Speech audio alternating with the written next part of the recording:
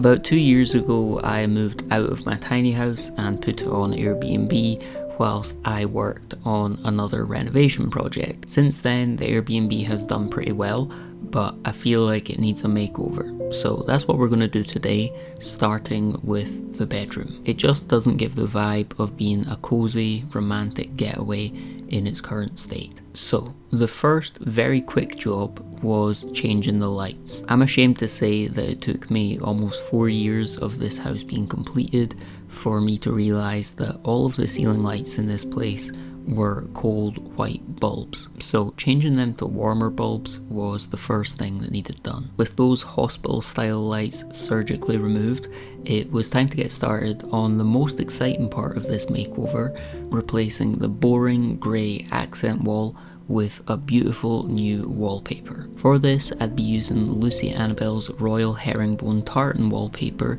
in the rich olive, ochre and mustard colourway. Lucy Annabelle are the sponsor of this video, and to be honest, they're the perfect sponsor for this video.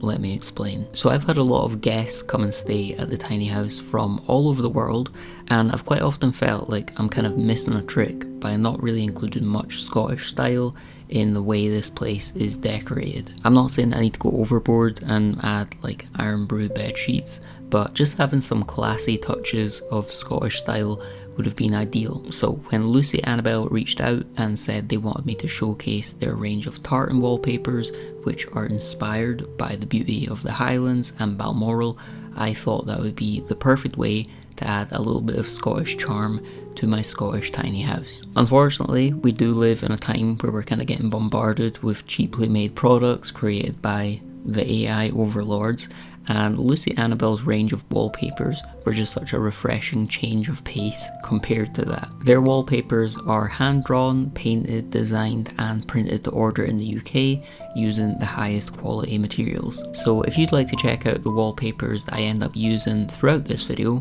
plus the rest of Lucy Annabelle's range, you can click the link in the description and scope out which wallpaper is best suited to the makeover that you're about to be inspired to start yourself.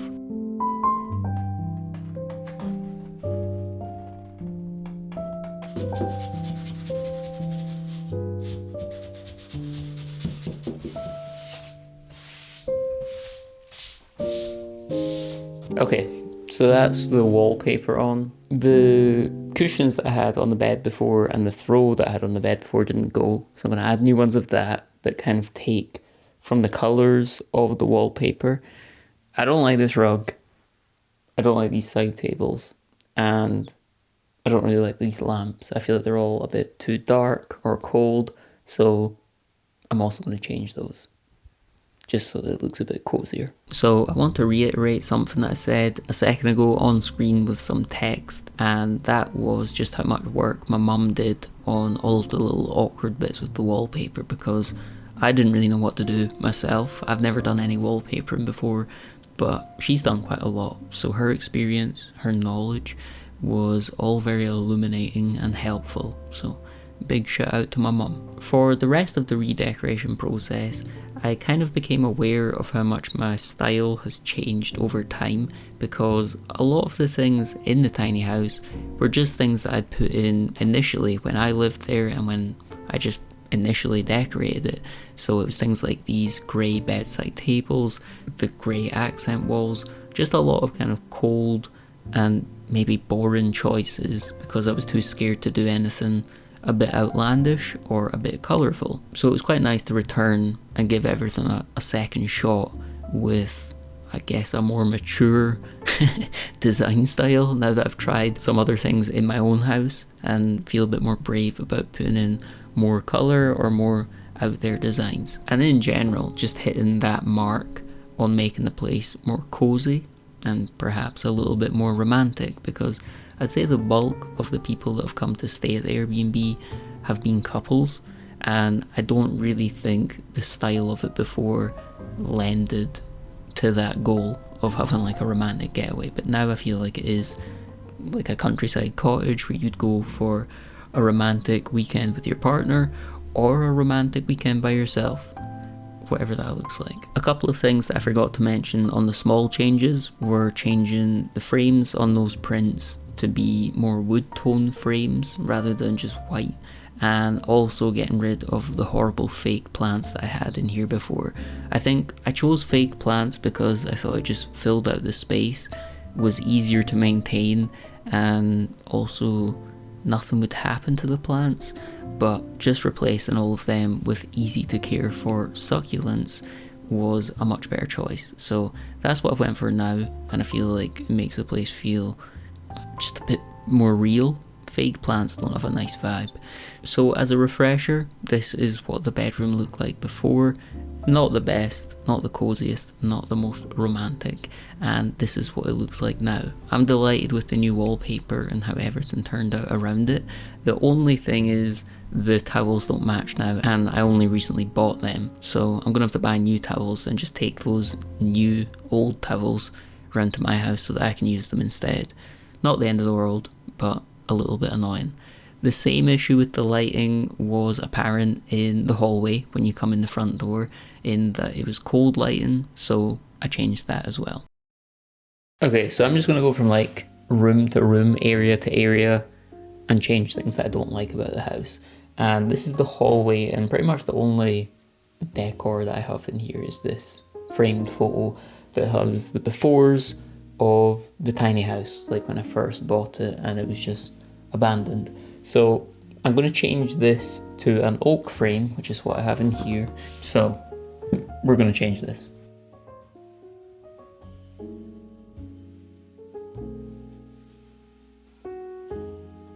With the bedroom and the hallway done, the next area was the bathroom, and this is a place that I've always felt was quite cold and boring.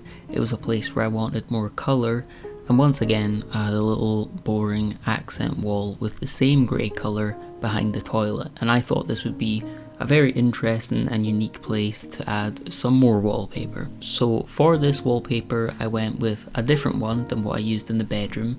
For this one I went with Lucy Annabelle again, of course, but this one was the Royal Tartan in green, navy and lime, and I just thought this worked really well with the paneling that I already had in the shower. There's kind of a blue hue to the tiles that I put in here, and I just thought that would work very well together. I will say though, wallpapering around a toilet is definitely not for the faint of heart. So once again, my mum came in. She's the reinforcements. This is like when you call in the big guns, but it's really just my mum and her knowledge of wallpapering. So she did a lovely job of this. Very grateful for her help, and the end result was very cool. So I just hope all of the future guests have good aim. That's all I'm gonna say. Okay, so next up I've got cat hair in my eye, and I want to finish. I just want more colour in the bathroom because there's not really any colour in here. So I'm going to put a poster here. The only thing is there's an electrical shaver unit here and an extractor fan there, and I don't know if there's any wires behind there, so I don't want to drive a screw in. So instead I'm going to use one of these little, one of these fellas. It's like a little plasterboard fixer that you just push in.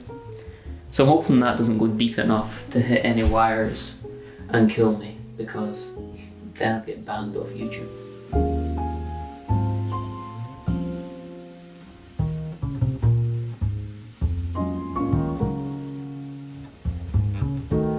With the poster up and the wallpaper on, the only thing left to do in the bathroom that I could see was replacing, once again, the fake plants with some real succulents.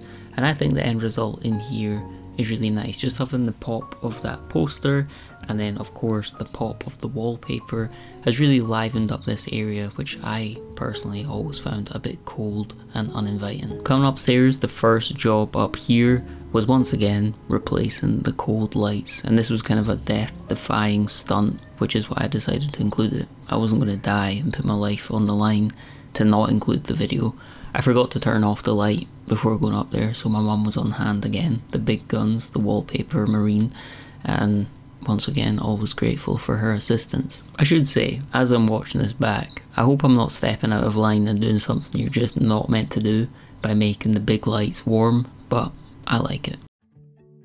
So upstairs there's a few things that I want to change in here, just because I've not really changed them in a while, and I feel it would be nice to refresh some little parts of it. So I'm going to grab the camera and give you my point of view of what I don't like. Okay, so starting with the bit that you come up the stairs towards, you have this little poster, and again it has a white frame. I think it would look better having a bigger poster that's more colourful, maybe has some kind of like pink tones which match the table a little bit, which is kind of a coral effect. This little alcove, I hate these fake plants. I'm going to change them. I'm using lots of hand signals to show you just how disgusted I am at this. The kitchen's all fine. Not going to change anything there.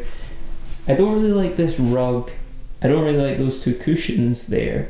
So I'm thinking I will change this rug to a more sage green colour, and then also do some sage green cushions there, which will hopefully go well with the grey that I've got here. This poster, I don't even know what this art is. The more I look at it, the more I think it's actually AI art, so I don't know why I bought that. Over here we've got some old photos of the village, and I want to change that to an oak frame. I want to change this to a mahogany frame with a much better print that will match the mahogany TV unit. And then over here, I don't love this print, but I feel like it'll look better if I add an oak frame to it. So that's what we're going to do. We're going to keep the sofa as it is with the grey tartan throw and pillows, and we'll see what will happen. So let's get on to the biggest job here, which is changing the rug and those two cushions over there.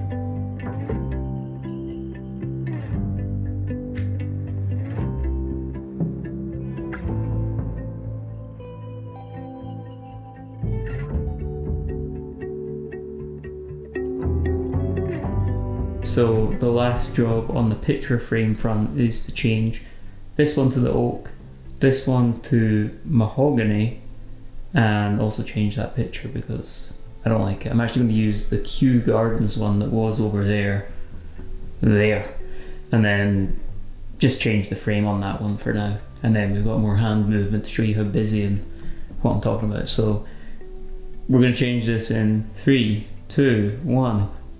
That took longer than I thought, which is why it's now kind of dark, but I think that looks much better than the white edged frames. With the lights, frames, rugs and cushions all sorted out, the last thing to sort was this little alcove, removing the fake plants and just putting in some random stuff that I found. This little pot here was the exact same one that my gran used to have. I've named this tiny house after her house because it was just my favourite place in the world. She no longer lives there. Well, she's dead. That's why she doesn't live there. And I just thought I would include this as a little ode to her. Well, I didn't mean to speak about that right there, but we've spoken about it now. So that's what everything looks like now. I'm very happy with how it's turned out. The frames look good, the new rug looks good, the alcove looks as good as it possibly can right now. I feel like I'll add to that over time because I didn't really know what I was doing, but I'm very happy with how this redecoration turned out. I hope you've all enjoyed it, I hope you all like it. If you want to come and stay here, then I'll leave a link down below. Thank you for watching, and I'll catch you all in the next one.